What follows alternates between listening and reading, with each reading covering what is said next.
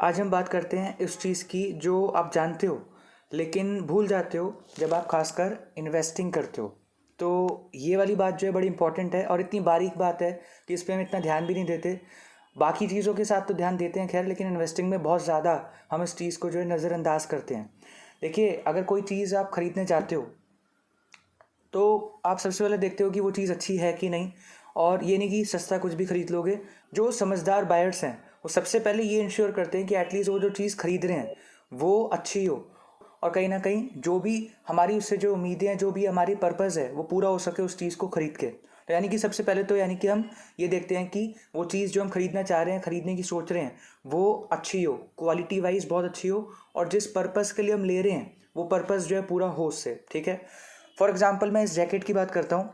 देखिए, इस जैकेट का सपोज जो है मैं देखने गया इस जैकेट को, और मुझे ये जैकेट बहुत पसंद आई। मुझे 50 फीचर्स इसके बताए गए कि इसकी लाइफ इतनी है और ये गर्म रखेगी और सर्दी नहीं लगेगी वगैरह। इसका कलर बहुत अच्छा है, कपड़ा बहुत अच्छा है, कितना भी दो कोई दिक्कत नहीं है, बोरिंग के पानी से भी दोगे तो कोई दिक्कत नहीं है। मतलब बहुत सारी इसके फीचर्स बताए गए।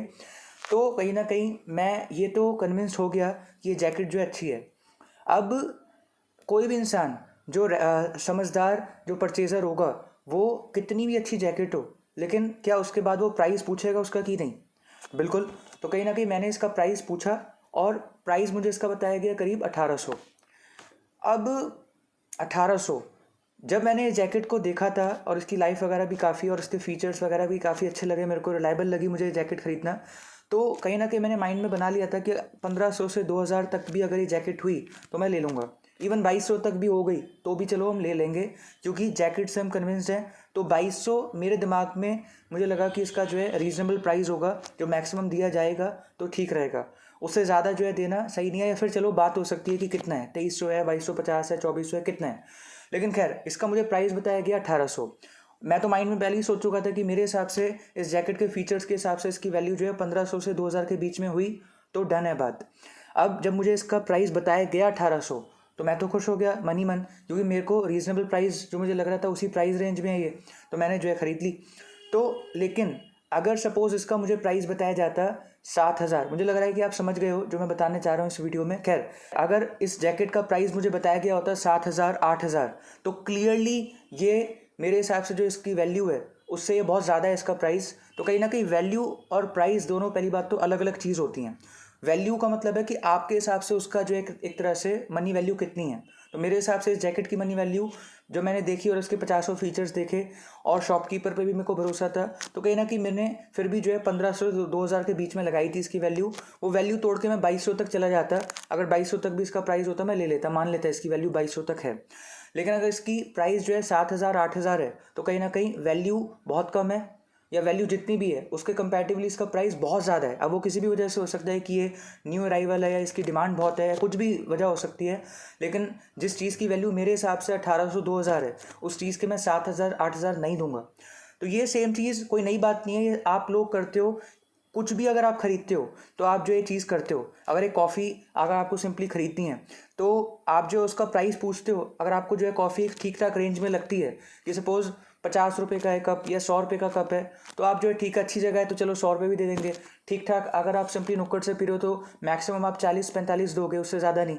लेकिन अगर कोई आपसे जो है कॉफ़ी के नुक्कड़ पे सपोज़ आपसे 200 रुपये मांगे एक छोटा सा कप कॉफ़ी, तो आप जो है क्लियरली मना कर दोगे, चाहे कितनी भी ज़बरदस्त कॉफ़ी बना के देता हो। तो कहीं ना कहीं यानी कि ये चीज़ तो पक्का है कि ये चीज़ आपको पता है कि प्राइस एक फैक्टर होता है बाइंग डिसीजन में, कि आपको वो चीज़ बाय करनी है कि नहीं, अभी बाय करनी है कि नहीं।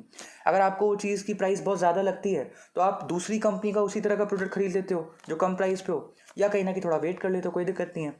तो यही बात है कि जो है यही सेम चीज़ आप जो है कंपनीज़ जब खरीदते हो, या जिसको आप फेमसली कहते हो कि जब आप शेयर्स खरीदते हो, स्टॉक खरीदते हो, तो आप ये चीज़ भूल जाते हो।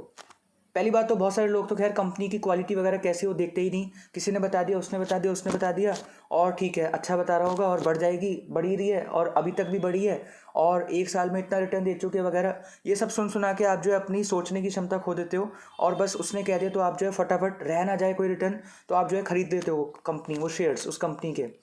तो खैर उनकी मैं बात नहीं कर रहा जो कुछ करते ही नहीं एनालिसिस।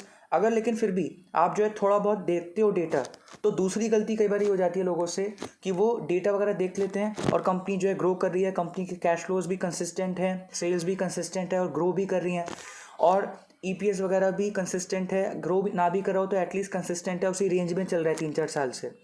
तो लेकिन सेल्स बढ़ रही है और कैश फ्लोज भी जो है ऑपरेटिंग कैश फ्लोज बढ़ रहे हैं, और डेट इक्विटी रेशो भी जो है बहुत ज़्यादा ओवर नहीं है, ठीक ठाक रेंज में ही है, कम से कम ही है। तो ये चीज़ें आपने देखी, और भी जो चीज़ें होती हैं वो भी आपने चलो मान के देख ली, लेकिन एक चीज़ नहीं देखी कि जो है उस कंपनी के साइज़ के हिसाब से जो उस पूरी कंपनी का प्राइस है, यानी कि मैं पर्सनली चेक करता हूँ मार्केट कैपिटलाइजेशन कितनी है। इसमें मैं एक और वीडियो बनाऊंगा, ये भी एक बहुत बड़ा डिस्टॉर्शन है कि जो है आप कंपनी की मार्केट कैपिटलाइजेशन नहीं देखते, आप उस कंपनी का पर शेयर प्राइस देखते हो। पर शेयर प्राइस तो कंपनी मैनिपुलेट करके बहुत कम भी रख सकती है, तब भी वो कंपनी कम 100 रुपये का एक शेयर प्राइस है कंपनी का, तब भी वो महंगी हो सकती है। और अगर किसी कंपनी का शेयर प्राइस, एक शेयर का प्राइस जो है 30,000 है, तब भी वो सस्ती हो सकती है।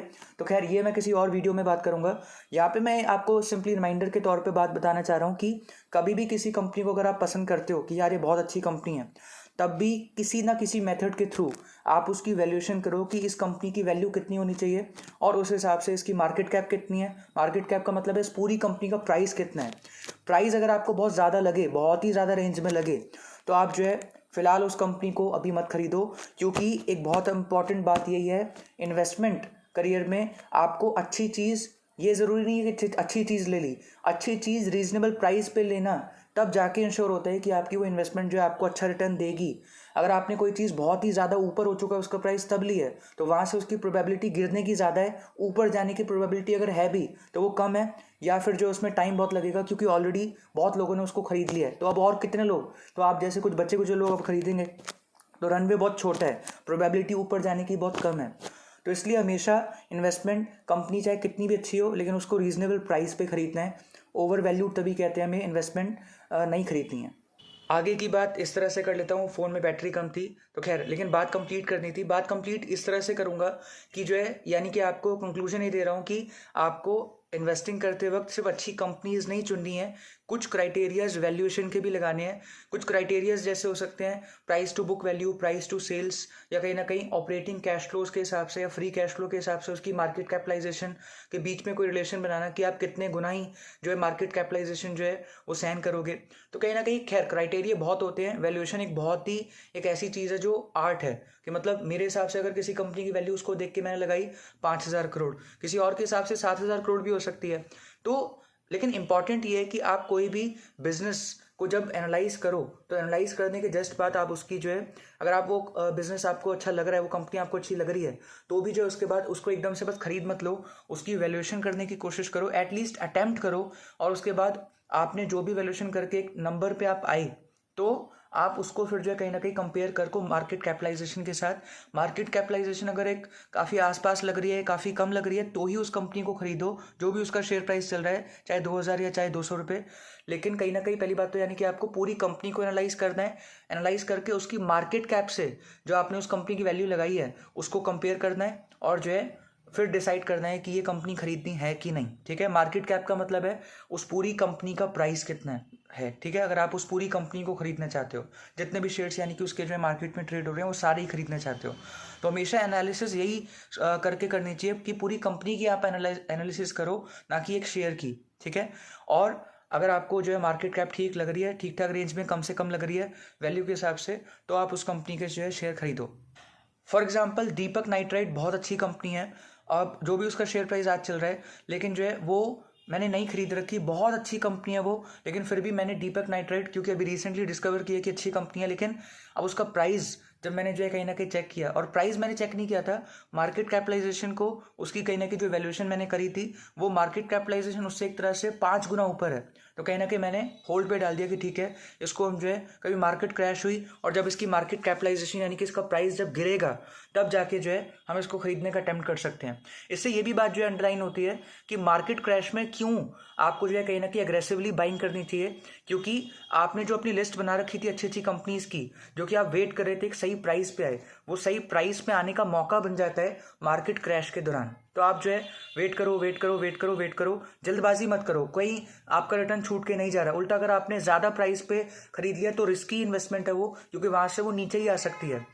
तो कहीं ना कहीं वेट करो, पेशेंस रखो, और जो भी आपकी लिस्ट है अच्छी कंपनीज की जो आप खरीदना चाहते हो, वो आपको 6 से 7 महीने में कहीं ना कहीं मार्केट में क्रैशन होती है, क्रैश आता है, तो आपको मौका मिलता है वही सेम कंपनी कम प्राइस पे लेने का। और आजकल जो है कहीं ना कहीं मार्केट में क्रैशन चल रही है, क्रैश है, मुझे नहीं पता, मार्केट को प्रिडिक्ट करने की कोशिश मत करो, लेकिन जो भी है कहीं ना कहीं कंपनीज के ओवरऑल प्राइसेस जो है घट रहे हैं, मार्केट कैपिटलाइजेशन यानी कि घट रही है। तो इसलिए ये मौका बहुत अच्छा है कि जो भी आपने अपनी कंपनीज खरीद रखी हैं उसको खरीदे रखो, और उल्टा उसके और शेयर्स खरीद के अपनी एवरेज कॉस्ट कम करो। और जो कंपनीज आपने नहीं खरीद रखी और लेकिन वो आप खरीदना चाहते थे, तो उसका वेट करो, वेट करो, गिर पड़ के जब वो एक ठीक ठाक अच्छे रीजनेबल प्राइस पे आ जाएंगी, तब आप उसको जो है एग्रेसिवली बाय करो, खरीदो तब, ठीक है। ओके, तो आई होप कि आपको मेरा मैसेज जो है कहीं ना कहीं कन्वे हुआ होगा, और आप ज़रूर मुझे फीडबैक देना कि आपको ये वीडियो कैसी लगी। और नेक्स्ट वीडियो या आने वाले 2-4 वीडियो में से एक वीडियो मैं इस पर बनाऊंगा। और ये नोट कर लेना, ये बड़ी इंपॉर्टेंट चीज़ है कि एक कंपनी जिसका शेयर प्राइस 500 रुपये है, वो भी हाईली ओवर वैल्यूड कंपनी हो सकती है, यानी कि उसका प्राइस बहुत ज़्यादा है उसकी वैल्यू से। और एक कंपनी जिसका शेयर प्राइस सपोज 40,000 है, वो भी एक अंडर वैल्यूड कंपनी हो सकती है। तो यानी कि जो है उसका 40,000 रुपये भी शेयर खरीदना बनता है, और वो यानी कि बहुत ईजिली बहुत ऊपर ऊपर जा सकती है। तो ये कंसेप्ट जो है थोड़ा सा आपको शायद कंफ्यूजिंग लग सकता है, लेकिन इस पर मैं बात करूंगा अगले 2-3 वीडियो में से एक वीडियो में इस पर बनाऊंगा। बाकी आप कोई भी एस्पेक्ट पे मार्केट के जो है अगर कोई वीडियो चाहते हो, तो जो है आप मुझे बताना, मुझे आइडियाज़ देना, मैं उस पर थोड़ी बहुत रिसर्च करके जो भी मेरा उस पर जो एक तरह से टेक है वो मैं आपके साथ शेयर करूंगा। आई होप कि आपको ये वीडियो पसंद आई होगी, और अगर आपको ये वीडियो बहुत ख़राब लगे या बहुत अच्छी लगे तो ज़रूर मुझे बताना।